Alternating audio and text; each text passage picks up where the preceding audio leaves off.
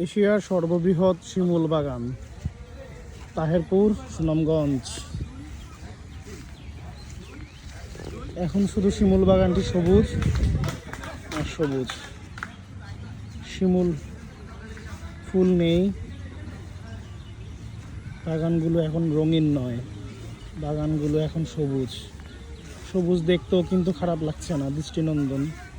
ঠিক বাগানের পাশেই মেঘালয়ের সুউচ্চ পাহাড়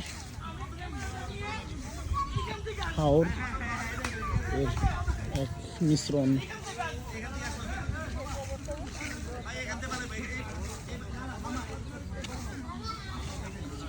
মন জুড়িয়ে যাওয়ার মতো, ক্লান্তি দূর করার মতো, ভাল লাগার মতো একটি জায়গা। খুবই এখন গুড়ি গুড়ি বৃষ্টি পড়ছে, বৃষ্টি নামবে মনে হচ্ছে। অসম্ভব সুন্দর একটি জায়গা।